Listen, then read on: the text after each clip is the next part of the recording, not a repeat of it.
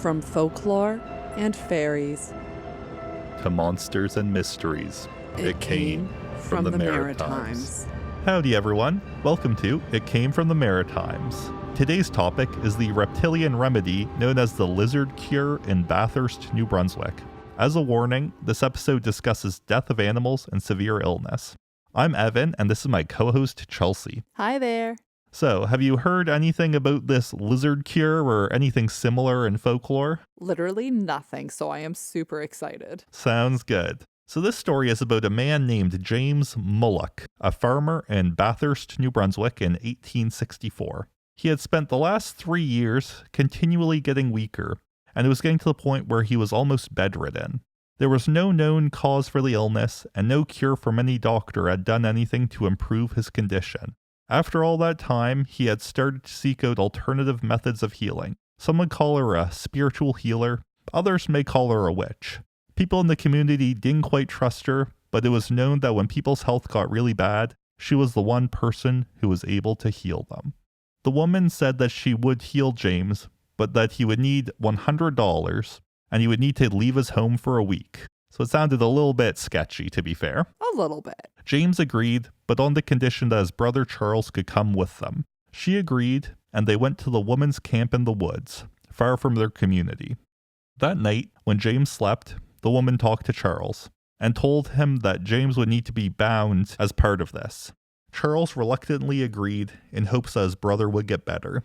James was bound, and over the next few days, she fed him only salty food, and didn't allow him any water. I mean, honestly, the amount of chips I eat sometimes, I do that to myself. He appeared to get worse over the next couple of days, and when James was appearing on edge of death, Charles threatened the woman that he was going to free James unless she explained herself. This is when the woman told them that James had a lizard living inside of him that was causing the illness, and that they had to coax it out. A little bit of a strange thing to believe. A little bit. I don't know quite how she got to that conclusion. Yeah, it's like, you're sick? Must be a lizard. Obviously. In New Brunswick, of course. Yeah. Over time, the lizard would get thirsty and come out for water because of all the salty food. Of course. Charles was uncertain, but at this point, they were so lost for options that he saw no other choice. The next day, James appeared on the edge of death, and at this point the woman said it was time. She dragged him over to the edge of a nearby spring and left his mouth just out of reach of the water. At this point, James had a big shiver and his mouth opened, and the head of a lizard poked out. Oh my gosh. Yeah, a large green lizard then jumped out of James's mouth into the spring, and the woman quickly killed it. The lizard was about 5 inches long, had red eyes, a forked tongue, and only 2 front legs. Over the next hour, 4 more lizards came out, and each time the woman killed them.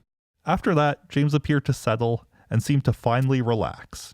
After a few days to heal, James was back on his feet and looking better than ever. Over the next couple of months, James's condition improved greatly, and he went from 73 pounds up to a healthy 160. After that, there were news stories about it, and specimens of the lizard were sent to Harvard for study, but never made it there, apparently. There are other stories that are similar to this, going back to the 12th century, of people being cured by luring out reptiles or amphibians. There is no explanation in this story for how the lizards got there, but usually variations of this story include eating some sort of eggs accidentally, or luring things out that were placed there magically or as a curse. So who knows how James Mullock got all of these lizards inside him, but obviously getting them out was the right choice. 5 is so many lizards. That is a lot of lizards, especially 5 inches long is pretty long for a lizard. Yeah. Or at least like for them to be 5. But yeah, if you do want to find similar stories, look up the category of bosom serpent stories.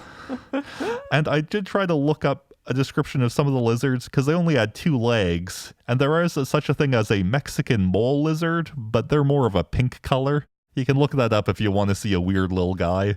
They're only found in Mexico, so not really what you would expect for someone in Bathurst, New Brunswick. Hey, you never know. You never know. Thank you so much for joining us for this episode of It Came From The Maritimes. You can find us on social media, on Instagram, Facebook, and TikTok at It Came From The Maritimes, on Blue Sky, at ICFT Maritimes, and if you have any Atlantic Canada folklore you would like to see covered in a future episode, or any spooky encounters of your own, email us at itcamefromthemaritimes@gmail.com. We also have a Patreon, so check us out if you want some bonus content. If you enjoy our podcast, please consider leaving us a 5-star review. It helps people find us. Thanks.